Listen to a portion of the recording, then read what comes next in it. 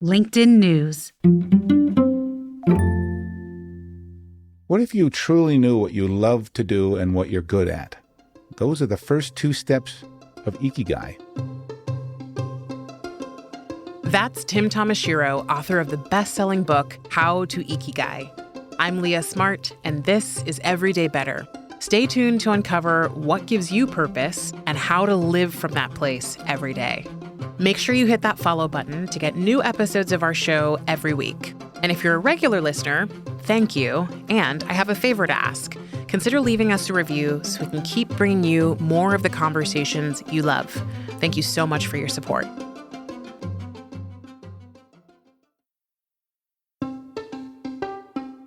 Hey everyone, from LinkedIn News, I'm Leah Smart, and this is Everyday Better, a personal development podcast where every week I sit down with some of the world's brightest minds and bravest hearts who use science and story to share strategies for how we can flourish individually, in relationship to others, and to the world around us.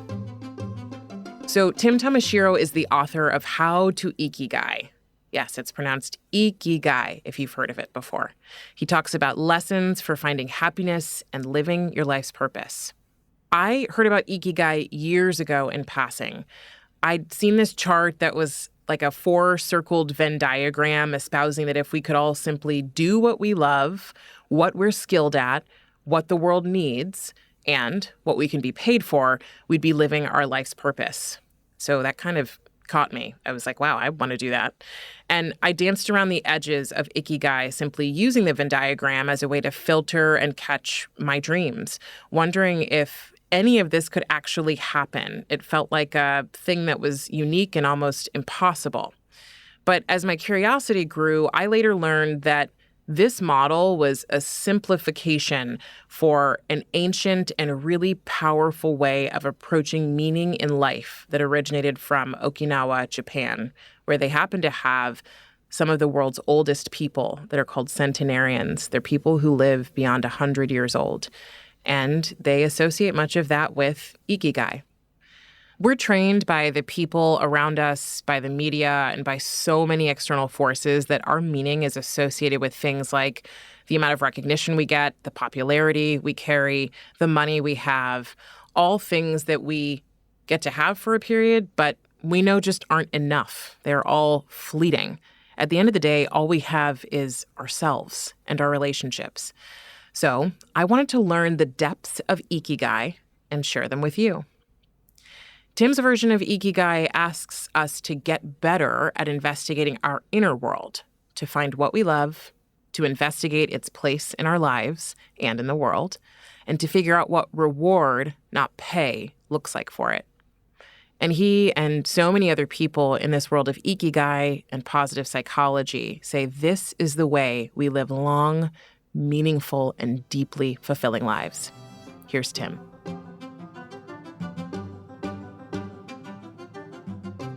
My intention is to bring delight to people so that they can have a better understanding of what it is that their gifts are so they can utilize them on a regular basis.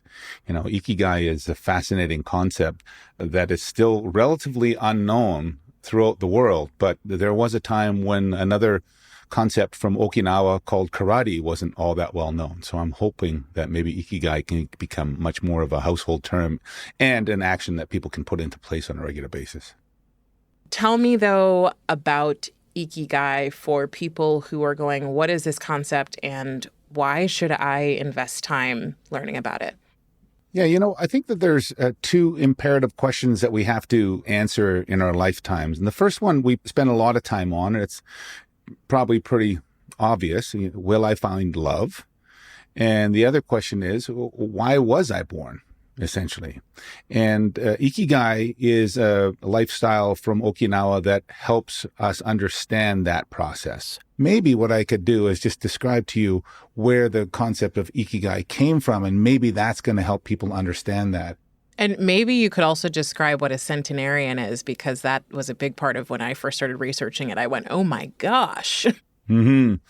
A centenarian is somebody who is 100 years old. And in Okinawa, and specifically in a community called Ogimi, there are many, many people over 100 years old. In fact, that's kind of their philosophy in life that says that if you come from me at 80, I'm just a child. If you come from me at 90, I'm not ready yet, but after 100, that might be the time that's where I'm ready, sort of thing. But in Okinawa, it was Ikigai came from a group of very wise women who would gather at the shores every day, and they're called ama divers. They would go and gather at the shores and have big wooden tubs, and you can imagine them every morning going, getting together and having a little visit and a little kibitz and having some laughter and all that kind of stuff. Well, we better get to work. And then pushing these big wooden tubs out into the ocean and then diving down to the bottom of the ocean, sometimes as deep as 80 feet, to gather things for them to eat and for them to share with their community. So they'd scoop down and grab a sea cucumber or an oyster or some sort of a crustacean and swim back up to the surface and pop it into their bathtub or into their tubs. And they got very, very good at it. Sometimes they could hold their breath for up to 3-4 minutes at a time. Like, they're very gifted at it. And they would do this for their entire lives. Some ama divers were in their 80s. But the joy was that they got to come together and be themselves and to do more themselves, get good at something, and then to take the rewards and take their bounty back to the community and to share it with them. And so the original word for Ikigai was Ikigai, which means life shall. Life shall, yeah. And then as it morphed, it became Ikigai, life's worth. And more people started to realize, well, you know what? If you have joy from being an ama diver, I have joy from being a carpenter, or I have joy in being a teacher, or I have joy in being a gardener, because all of this is about sharing. It's about having a gift to be able to do it. So Ikigai essentially is the gifts that you have naturally and that you can share with others and enlighten their lives. It's basically, what do you love to do? What are you good at? What does the world need? And what can you be rewarded for? Now, my definition of Ikigai differs from many others in that I say, what can you be rewarded for, as opposed to what can you be paid for? And the reason for that, Leah, is because there are two types of rewards that we can have in our lives. One is extrinsic and the other is intrinsic. So the intrinsic rewards that we get from just sharing our natural gifts with other people are the things that actually make our lives much more worthwhile and much more meaningful and thoughtful and sincere. Extrinsic rewards could be anything from, here, you did something good, so here's a lollipop, or here's a bag full of money, or here's a brand new car. But those things are fleeting in terms of boosting your well-being. The other intrinsic rewards are so much more revealing, and they last longer. To hear you say, will I find love? I was like, of course everyone thinks that, but I think I'd kind of assumed that not everyone is thinking, why was I born? I think it's a question that lies a little deeper in this, under the surface, than what we might admit. But, we all want to live happy lives. We all want to do things that are worthwhile and meaningful. We just don't, for some reason, have the understanding of what to do. If you delve into that positive psychology world again, and you talk about Maslow's hierarchy of needs, that pyramid of, we need to eat every day, and we need safety and security, and we need connections with people, and we need to do something that is worthwhile in our day so that we can identify and stroke our ego. The top of the pyramid, though, is self-actualization. And for the most part, people just stick with the bottom four, because they understand how to do that. But the self-actualization part is something that we really have to put some thought and understanding into. I tie self-actualization into spirituality that I feel is secular. It's not necessarily that you have to follow something. It's a religion. It's that it's about understanding who you are. And as you do that, there are many tools, right? Really, I think, Leah, is once you can actually put your Ikigai into words, then you know what the true north is for yourself. My Ikigai, for example, is to delight. And that is something that I put a lot of time and energy into figuring out. And I know that I can do it 1,000 times a day. I just have to be mindful of it, So part of my reason for even wanting to be a guest here today, well, from your invitation, is because I got the chance to delight you. Just to really make it clear for people, it is really about why we do what we do and not what people say about what we do. I feel like that's what you're saying. Yeah, this is when you think of intrinsic, nothing else outside of you matters, right? I spoke with somebody the other day, and her Ikigai, we figured out through our session, is that her Ikigai is to manifest wishbones. Now, that for like your listeners might say, well, that doesn't make any sense at all. But it really made sense to her, because what she wanted to do is to ensure that her wishbones, the things that she does in life, are evenly split, so that they're rewarding for her and they're rewarding for other people as well. And she intended to do that on a very, very regular basis. So, and I've had other people another gentleman who says that his Ikigai is to break things. And that, again, might not have any bearing on the listeners, but for him, it meant that he has always had a fascination with just breaking things down physically and even intellectually, and just to see how they work, and then to put them back together again in ways so that he can see if it will still work. And like, it's absolutely fascinating. There's a million different ways to be able to look at Ikigai if you just attach the words to it. And as you say in the book, it's like people know when you found it. Like you can feel it from the person who's found it, and you can tell when someone has yet to. But my hope is that the stories of people who found it become more commonplace, instead of people say, like, I could never get that, or like, yeah, but you're just unique, or you're one in a million. And I'm like, no, I'm not. Yes, I'm unique, but like, so are you. And your story is, yes, it's actually 1 in 7 billion. Is there an easy way for you to share with people how to get there? Would you like to have a little session and try to figure out what your Ikigai is? Yes. Okay, so Ikigai really has 4 directions. We kind of think of it as a map, right? And once you kind of do these directions kind of one after the other, then you kind of start figuring things out. But the most important part of any journey on any map is the first step. And that is, in Ikigai's case, what do you love to do? So let's explore that right now. What do you love to do, Leah? I love to learn. Yeah, I love to. I've always been a reader. I remember when I was younger, I won the reading contest for how many books you could read. So I can read a lot of different things. I've had to manage consuming versus digesting, as I call it. But I love reading. I love writing. I love conversation. So a moment like this is really meaningful for me. And I love to share what I'm learning with other people. Reading, writing, conversation, and share. Let's choose one. Let's just choose conversation. What is it that you feel when you do your conversation, when you're having talks with people?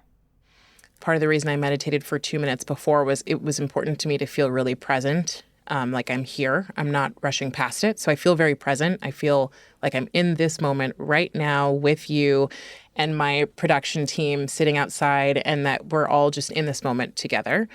And then when I leave, I feel full. So when I looked at my calendar this morning, I had a bunch of stuff that I was doing before I left to come to the studio. But I knew that when I left the office today, I would feel full. And that just, I can't even, there's not a word, but there's a feeling in my chest or my heart that's like, oh yeah, it's going to be a good day, is what I said to myself this morning. Really? Yeah. And what was behind it's going to be a good day? It's a feeling, or is it actual reconnaissance, or? I think it's a recognition that whenever I felt prepared for today, sometimes I am rushing, and I'm the kind of person who squeezes a lot of things in because I love experiences and I love conversation, but I love my relationships. So I'm always kind of it's a jigsaw of making sure I'm doing the things that matter most, and those happen to be a number of things. But so it was a little bit of reconnaissance that I know when I'm present and I am ready for a conversation that I'm excited for, that it's going to be great. But it's also a directional thing where I'm aware that a lot of times what you say is also what you experience. And so I felt that feeling of ooh, I'm excited. And I just needed to also say to myself, it's going to be a great day. How much is excitement part of your hype of the day, I guess? It's a big part. So Is it? I'd say like fun, excitement, and depth, and like kind of a dance between those things. Although I feel like the deeper I go and the more I learn, the more fun I want to have. If that makes sense. The lighter I get. When you say depth, is it depth of experience or is it depth of intelligence? Is it? I think it's depth of experience. It's like all I can kind of point to is like my stomach, but it's like the gut feeling of there is meaning in this. Like depth for me is meaning and purpose. There's a meaning behind this. And so these kinds of conversations I get to have really fulfill that piece. You lit up when you said meaning. Why is meaning and purpose so important in the way that you carry out your day? Because I know what it feels like not to feel like you have meaning. I know the experience of just chasing the extrinsic experiences that just satisfy you from moment to moment and being sort of addicted to those, especially in a city like New York where you can get those as much as you want. I know how empty that can be, but how unaware of the emptiness a lot of people are and how scared they can be to admit it, because then it means you have to go find the intrinsic stuff. But when you find it, it's meaningful, it's life altering. And so like my own change I've gone through in the last 4 years has been, oh, that's where it comes from, not all that other stuff. And I've continued to untangle that. It's interesting. You really do light up when you talk about the things that matter in life and the things that provide you with depth and experiences and even relationships. And you also said something about directionality. So I wonder, and please keep in mind, I can't prescribe you an Ikigai, right? But you've indicated that right off the bat, you said that reading, writing, and conversations are absolutely important to you. So I wonder if your Ikigai, I'm just curious to see if this is something that resonates with you, if your Ikigai might be to find fully. And who knows, this might be something, I mean, you do definitely put a lot of time and attention and energy into understanding more about yourself so that you can self-actualize and then share that with other people. Maybe that is even part of the raison d'etre of this podcast. Absolutely. Yeah, I mean, I love the find fully because I am deeply curious. Nothing's off the table. See what you find that's valuable. The thing I thought of when you said this is, I wonder if my Ikigai is to expand. And like, for me, that encompasses my own expansion and my own development, but also then to expand beyond that to other people and be an expander for others who might go, oh, I can have... or I can create what I want in life in a way that I thought I couldn't. Yeah. So it's interesting. When you say to expand, this is a word that has come to you in a way that you understand, right? And it's also, you understand that in a far different, more complex way than anything that I could ever throw at you. So this is a starting point, I would say, for you to be able to kind of think, what does to expand? What does that look like? And bear in mind that Ikigai has a million facets. It's like a jewel that you hold in your hand in front of you, like a skull, and you kind of go, I'm looking at it from this direction today, or I'm looking at it from this other direction in this second. And think of the million ways that you can expand. You can expand your friendship circles. You can expand your mind. You can expand your heart. You can expand your knowledge. You can expand your breathing, your chest. I mean, there's all sorts of different ways. Now, take it one step further and say to yourself, how do I share that with other people? And how do they respond? Remember, Ikigai is like a boomerang. So whatever you throw out there, as far as your natural gifts, people recognize that and they go, man, you are good at that. And I want to see more of that. And it really resonates with me. And you get that in return. You go, oh, well, I feel pretty good about that. Thank you. Let's do it again. Yeah, it made me emotional as you started saying the many ways to expand, because those have been a lot of my experiences. Even the breathing. My last week's episode was about breathing. And it's literally about expanding your diaphragm so that you can access emotions you hadn't accessed before and changing this breathing technique or experiencing this. So like each of these things have been part of my own discovery. And you get to do it as part of your job but it's also part of your work. I always say that there's a big difference between your job and your work, right? Your job is something that you get paid for in exchange for your time. Your work is something that can create something even better and more expansive. So you are your work, right? So I always say focus on your work, not as much on your job. Part of my personality is also one that needs to derive a lot of meaning from my work. I'm going to roll for now with my Ikigais to expand, but I'm also going to leave room for shifts there. Mm-hmm. One more suggestion, Leah, just to kind of put a bow on it. Spend some time with thesaurus. Go on thesaurus.com and just look up expand, because there's going to be other words in there that are going to take you off on other tangents, and you might find another word or another definition of something that just really, really resonates with you. So like I say, this is a seed. Tomorrow morning when you wake up and you go, well, my Ikigai is to expand, and that's what I'm going to do today. And if that really sits and provides you with a lot of excitement, then that's something to pay attention to. We're taking a quick break. We'll be right back with Tim Tamashiro.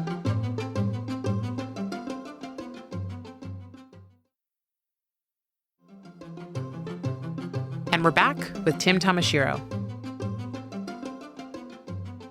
When you think about the people who are listening, about Ikigai, finding what you love, what you're good at, what the world needs, and what can reward you, where do you notice people get most stuck?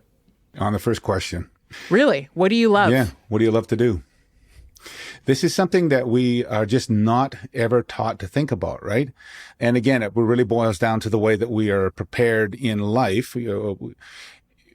We live at a time where there is vast amounts of knowledge, and we still have the same basic education system where we go learn read and write and arithmetic, right? And maybe a little bit of social studies and a little bit of maybe some arts or something along those lines. We don't get the opportunity to go and to learn about what makes us tick and what brings us joy and what allows us to expand and what makes us individuals and that sort of thing. So if it sounds like I'm pointing a finger right directly at the education system, I kind of am.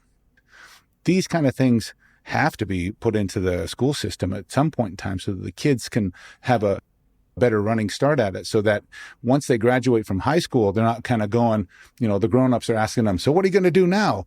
And then they just have some sort of a wild guess. And they go, well, I guess I'm going to be a psychologist. I guess I'm going to be a lawyer. No, their work really, and our work throughout our lifetimes, is to explore. We want to explore. We want to zero in on the things and the evidence that we gather throughout our lifetimes to be able to understand what makes us tick. And then beyond that, the better we get to know ourselves, the more evidence that we have for greater well-being and happiness. So I'm going to then say, I'm the person coming to you going, I don't know how to figure out what I love. Like, what that question feels foreign. What do you recommend? Well, there's a couple of ways that you can do it. The first one really means that you to actually physically and mentally kind of commit to the fact that, okay, over this next 30 days, I'm going to go do things that I've never done before, but they've always fascinated me. If you've ever been interested in a pottery class or rock climbing or, archery, or could be absolutely anything, go and do that thing and experience it. Because one of two things is going to happen out of that. One, you're going to try it and you're going to go, you know what? I really, really enjoy this. I want to do it some more and to explore deeper, and then to pay attention to whatever offshoots come off of it. Or number two, you're going to go, well, I tried it. Didn't really resonate with me. I don't know if I would ever try it again, but at least I can say that I did. The other interesting thing about the first approach is when you go try something, oftentimes what we learn is that it's not the specific thing. I use rock climbing as an example. You might not necessarily be interested in the physical act of climbing rocks, but unless you go and try it, you won't figure out that maybe what you're really interested in is the safety aspect of climbing rocks and doing things up high and taking care of other people and ensuring that they're being taken care of. So you might become like a rock climbing safety expert, even as part of your day, so that you can pass on that Ikigai or that skill or whatever the case. You can pass it on to other people as well. So the only way that we can ever find out is to explore. And we are very, very comfortable, especially in North America and Europe, for not going out and expanding our horizons. I love this idea of digging deeper because I think that's where a lot of the rich stuff is. It's where the meaning is. It's where the information is. And we oftentimes just skim the surface and then go, whatever, I tried it. I never figured it out. And perhaps that's the reason some people give up on their Ikigai or are afraid to approach it. It's like, what if I don't ever figure it out? Is there a time frame we have to figure out the Ikigai by? Is there, a point at which we'll never find it? And does it change throughout our life? I joke that the time frame to find your Ikigai is to make sure you do it before you die. But the earlier that you put more time and energy into yourself to be able to discover the things that are your gifts and that you can share with others, or Ikigai, then the longer you have in order to be able to do that. We do have stages in our adult life, though, that challenge us lots of the time. And, Carl Jung talks about the 4 stages of adulthood. And each one of those stages kind of has different parameters and different things that we're kind of working on as human beings. But that doesn't mean that we can't explore more deeply the kinds of things that we're interested in. So those 4 stages, if people don't know what they are, and these couple of them are my own interpretation, but they are athlete, warrior, senator, and spirit. So basically it's athlete is when you're a young adult and you're physically able to do anything and your body is young and flexible and you got lots of muscles and you can do anything physically. And a lot of that has to do with just, the basic notion of maybe procreating, making babies or whatever the case. But that athlete part is something we all have to go through. Beyond that, you have the warrior stage. And this is where you are still definitely physically able to do a lot of that stuff, but also you've discovered something that you want to really go and kick butt at. You really want to become known for something and you'll fight in order to be able to do that, right? So this is a very, I don't want to use the word aggressive, but a very intentional part of life. I'm going to be a winner. And I I'm felt going to like show the power world. from you as you were saying it. I was like, oh yeah, it's an intense, powerful stage. Yeah. The stage that I'm in is what I call the senator. And the senator is where I know what I'm capable of doing. And I know I could do it over and over and over again. But what I'm more interested in is saying, what is it that I can do that can help you achieve what it is you need to achieve? And then beyond that is the spirit. And that spirit part is where we're just, we've lived a full life and we're kind of wondering, what? That was fun. I wonder what's next. When you think in terms of Ikigai, there's no reason why you can't do Ikigai in every single one of those things, But you got to get outside of yourself and to know, if I do something that I love and that I'm good at, how does it help other people? That cycle is absolutely imperative in all 4 of those stages, is helping other people. I think I'm definitely in the warrior stage. I'm like, this work I'm doing is like, I will fight for this. And I explain to people, like, I don't care if I worked at LinkedIn or not, I'd be doing this. I am so fortunate to be here, to have a lot of the benefit of being here doing it. But it is all of me. And I will do that, until I move into the senator stage, perhaps. But, I think what trips a lot of people up when you first start talking, or when I first start talking about Ikigai, is the reward. Or the money is really the way people talk about it. I know you mentioned this at the top, that you've changed this to reward. How do we approach this knowing but I have bills, but I have kids, but I'm busy and I have all these things. How am I going to add something in that's not going to give me the extrinsic experience of having money, but knowing that is a huge part of our lives and our existence? Yeah, well, we all definitely need to have a roof over our head and food in our bellies every single day, right? However, we put maybe, I'm going to use the word inappropriate amount of attention on career and inappropriate amount of attention on our lives, right? We overwork and underlive, essentially. That's a bit of I guess it's a little bit of a symptom of the times that we live in, It hasn't always been like this. Back in the days when people were, just kind of tending to their farms and maybe raising some sheep and taking care of their families and doing that sort of things, they had God, to put themselves into, right? And that was the balance that they were able to to live their lives. However, now in this day and age, we put such a strong emphasis on, so what do you do? What do you do? Tell me about your living, as opposed to tell me what you do to live, right? So in a roundabout way, I think that the reward part of Ikigai intrinsically is something that we can think about from a well-being and a meaning point of view, but also to understand that there's no perfect career out there. That's why I've tried dozens of them. But I've always brought my own Ikigai to every single one of them. And as long as you're, making enough to ensure that you're safe and that you're, not malnourished and that you have a roof over your head, if you can focus a little bit more attention on your ability to live a fuller life, that's going to bring you more well-being and happiness than anything. You remind me of a conversation I had almost a year ago with Marcus Buckingham, who was one of the founders of Strengths Finders. I love that book. I know. And he has a new book new as of last year, called Love and Work.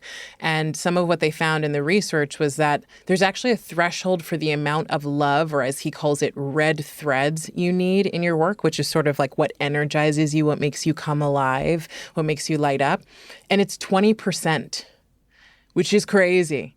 And so I had no idea that this was the percentage. I would have assumed, and I think we all assume, in order to love our jobs or love our careers, it has to be 100%. And that's it's a confining belief, right? And he's like, the threshold is just 20%. If you can find red threads, meaning things you love with 100% of yourself, 20% of your time that you're doing your work, you actually can find love in your work. And that was, I think that's, I want to offer that as a thread of hope to people who maybe are going, well, I'm not living my Ikigai right now, and could feel disappointed in themselves for not doing so. But as you just said, you've tried all these different careers, but you've brought your Ikigai to each of those. Yes, and that's an important thing to emphasize, and that's what I really encourage the listeners to think about too. How can you bring your Ikigai to your job? There is a concept called job crafting, where you essentially bring all the best that you have in life, and you just bring it to your job. I have a friend who was a radio host here in Calgary, and she, without asking any of the top brass at the radio station, she just started a volunteer organization. She called it the Do Crew. And with the Do Crew, every day she's on the radio, she gets, 2 hours a day, 5 days a week. And she encourages people to sign up to be part of the Do Crew so they can go out and do things like for Habitat for Humanity, or maybe harvest a community garden, or whatever the case. But essentially, she just brought more of herself into this role. And it was such a huge success that now there are Do Crews all over the country with this particular radio station. But don't ask for permission. Just start bringing more of your kindness and your compassion and your skills and your ability to be able to show people how to do macrame or pottery or whatever the case. Bring it to work. Bring it to your job. And start sharing it. And you'll be surprised at how much more meaning your job has, and more connections and more compassion that comes your way, and that you can share with other people as well, just by doing more you. It's funny. That's the only reason that this podcast exists. This was not an open role for a podcast. This was something that at the time, 4 years ago, a co-host and I said, we have to do this. And for me, I didn't even get to do this full time until a year ago. So I was doing this as a quote unquote side hustle, as an entrepreneur at LinkedIn, and just had no idea what it was going to become. I didn't even imagine there would be a possibility of me sitting in this studio right now doing this. I thought that I would just keep doing it because it meant so much to me. And I remember, I was throughout this process of being at LinkedIn, I've been here for 11 years. There have been 2 times in the last 3 years before I got this role that I was either asked to interview for something or offered a role because I was the right fit for it. And I said no. And I remember I asked a mentor of mine at the time, because I was approaching this role of becoming a manager in a totally different world, in a different segment. Managers. And I know. I always say, like, I know a lot of people who are great leaders that don't have the title of manager, and a lot of managers who are not good leaders. Yeah. So, like, that's a whole different conversation. I hope we don't get the hate email from me being a hard on managers and whatnot. But really, No. as you know, compassion goes a long way in terms of managing people's. I go with the idea that if we set people up for success and align success to the right criteria, people can become great leaders. And I think we get really stuck on the day-to-day. As you and I are talking about jobs, you get stuck on the day-to-day of what you're supposed to be doing and less on the overarching work of what it means to be a leader. So you said that this started off as a side hustle. It's a side hustle. And the side hustle, there's a good reason why people start side hustles. It's because it brings light to their own interests, and it brings meaning to them, and it brings joy to them. But aside from that, especially if you think of intrinsic rewards, but there's a reason why we start side hustles, because it has the potential of turning into a full-time hustle. So that's something to definitely pay attention to in terms of your own Ikigai, is that if you can start a little side hustle about something that you're passionate about, that's probably a pretty good thread for you to follow. I'm curious, because you are now, a Buddhist monk as of last year, what part of spirituality comes into this that you can share that's meaningful for people who are operating in this world of, if I push and work and fight and like do everything I'm supposed to do, then I'm going to get the reward, versus a sort of like surrender combined with effort? Yeah.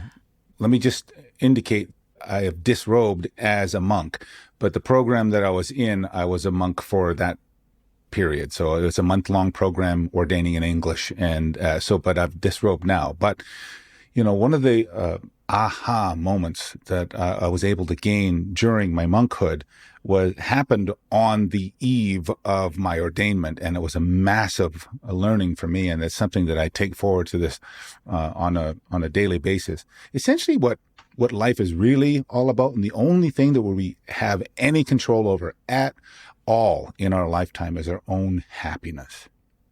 So if you think of happiness as a word written on a sheet, you'll notice that there is an I right in the middle of happiness. I am the I in happiness. And I stay right there centered, right in the middle of happiness. There are three things that pull us away from happiness, though. They're called the defilements in Buddhism. That is anger.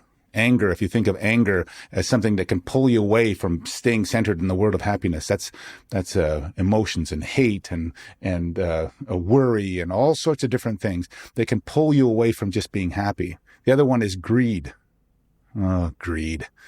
Greed is one of those things. Yeah, we want more and more and more and more. And that, in fact, more greed and more stuff doesn't actually bring you more happiness. It just brings you more misery. And the third one is something that we call delusions.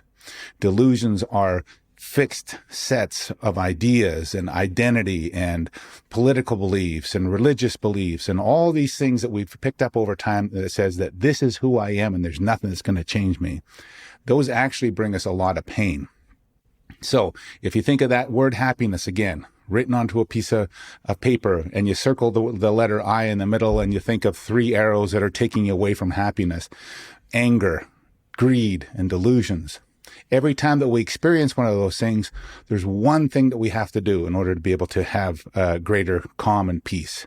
And that is to just do another word that has the letter I in the middle of it. And that is to just be still. You don't have to move when you feel angry. You can recognize it, you can notice it, and not do anything about it. You can just go, I'm angry. I'm feeling burned about something. I'm feeling jealousy, or whatever the case. Just notice it and don't do anything about it.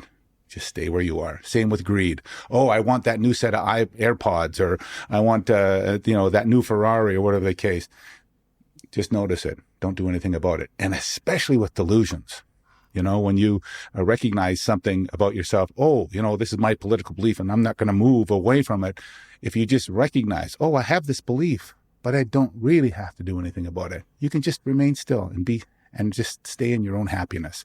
So that's a big, profound lesson that came to me in a millionth of a second on the eve of my ordainment that I'm taking forth into my own life, and that has brought me a lot of joy and a lot of peace, and something that I'm writing a new book right now that's called Part-Time Monk, and it's about how anybody can be a monk part-time if you just kind of think in terms of these lessons. Oh, I can't wait for that. The I am the I in happiness just brought, that was like so emotional for me. I wrote it as you were saying it and circled it and drew the arrows. And I was like, oh, wow, that's profound. I love simple ways to understand concepts that often can get complex and then push people away. Mm-hmm. So thank you for sharing that. For people listening who are like, I'm inspired by this or I'm curious about this, I first want to say, like, I personally had this experience of going in and out of Ikigai when I first learned it. I believe that things come to you in your own time. And so you may hear about this today and need to walk away from it. You may hear about it today and be ready to explore it. You may hear about it today and resist it and go, I don't like that. That's not possible. I think it's all part of this journey. And so my experience was this one of coming in and out of believing that this was possible. But once I had the evidence, as you mentioned earlier, that this was something that was possible, and not only that it was possible that I could be rewarded extrinsically for it, but that I could feel this deep grounding sense of meaning and purpose by pursuing this, I do it with all of my heart. And so I say all that to say, like, I so hope that people listening feel like there's a possibility here, no matter how trapped you might feel in certain scenarios, that there's some little crack where, you know, I actually did, you mentioned exploring hobbies. I did a kintsugi class during COVID because I've always been curious about kintsugi, but I wanted to find someone who was based in New York, who was Japanese, who could teach the art of kintsugi, because I was like, I am going to the source and I'm excited to learn from someone who's actually fully done this and knows the history and is deep in it. So I did. And it was I think it was 4 weeks of classes. And I was like cracking cups and bowls in my apartment. And then, you know, putting them back together. And it's this idea of, you know, where the cracks are is where, you know, the light comes in, or where, in this case, where the gold filling comes in. Yeah. Correct. It's the beauty.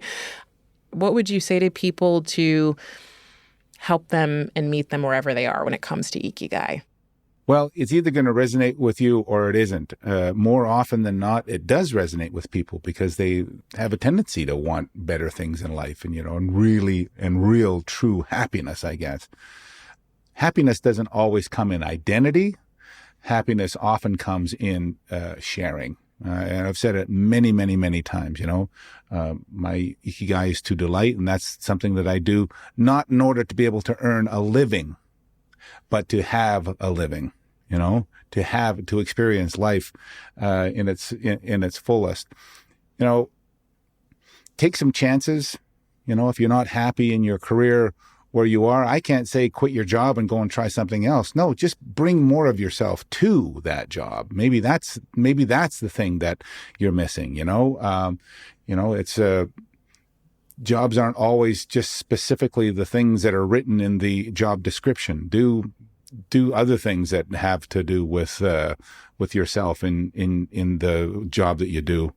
Ikigai can be an important part of retirement, and that is definitely, you know, if you have some sort of a meaning and you do what you love and what you're good at, you can bring all this experience that you have in the world and share it with people. Not for money, but just because it's good for you and it's good for the community. That's going to bring a lot of purpose to you. Yeah, that's the intrinsic motivation. Mm-hmm. All right, Tim, I'm going to have you complete these 3 statements. The first is, better humans are. I asked ChatGPT to create a brand new word for me that focuses on the same experience as equanimity in the world of Buddhism. Equanimity is essentially a space that you can live in. It's an experience that you can have and you can nurture and create, where you just stay in the middle of everything, right? But anyways, equiluminance, though, this is the definition that it came up with, is the state of radiant calm and balance that arises from cultivating inner peace and acceptance. So better humans are equiluminant. Better work is Meaningful. and a better world has. Peace. I love that. When you said equiluminant, I was thinking, I think I almost thought of omnipresence. So I was thinking omni, and light, light all over, light within, light all over. Yeah, it further described it. It says equilumens is a word that captures the idea of a bright and radiant inner peace, one that illuminates our lives from within and helps us to navigate the ups and downs of life with grace and resilience. Wow. You have completed your Ikigai for our conversation. I am delighted and so touched. I just so appreciate the time. So thank you. I've enjoyed it. That was Tim Tamashiro, author of How to Ikigai. Find it wherever you get your books. If this conversation resonated with you, share it with the first person who comes to mind. You never know how it could help them out. And support other people like you in finding our show by leaving us a rating before you go. While you're at it, write a one-sentence review telling me and the team what you love about Everyday Better. And as always, you can get me in your inbox by signing up for our weekly personal development newsletter, giving you practical tips on how to level up with small steps every day. Find it in our show notes for this episode or at linkedin.com/everydaybetter. That's linkedin.com/everydaybetter. Everyday Better is a production of LinkedIn News. The show is produced by Grace Rubin and Emily Reeves. Asaf Gadrone is our sound engineer. He makes sure we sound good in the studio. Joe DeGiorgi mixed our show. Enrique Montalvo is the executive producer of LinkedIn Editorial Productions.